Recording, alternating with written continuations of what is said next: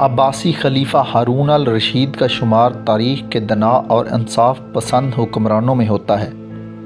وہ نہ صرف جنگی مہارت رکھتا تھا بلکہ علم و حکمت کا شوقین بھی تھا۔ ایک دن وہ اپنے وزیروں اور درباریوں کے ساتھ شکار کے لیے نکلا۔ راستے میں اس کی نظر ایک ضعیف بڑھیا پر پڑی جو ایک چھوٹا سا کھجور کا درخت لگا رہی تھی۔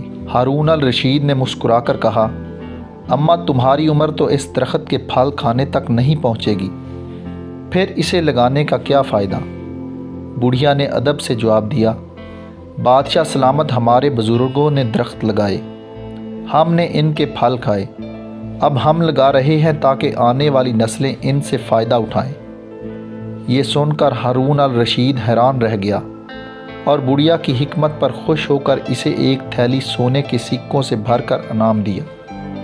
بڑھیا مسکرا کر بولی، دیکھا بادشاہ سلامت، دوسرے درختوں کو پھل دینے میں سالوں لگتے ہیں مگر میرے درخت نے تو فوراً پھل دے دیا۔ ہارون الرشید اس دنائی بھرے جواب سے اتنا متاثر ہوا کہ ہنستے ہوئے ایک اور تھیلی سونے کی اس کے حوالے کر دی۔ بڑھیا پھر مسکرائی، بادشاہ سلامت عام درخت سال میں ایک بار پھل دیتے ہیں مگر میرا درخت تو ایک ہی دن میں 2 بار دے چکا ہے۔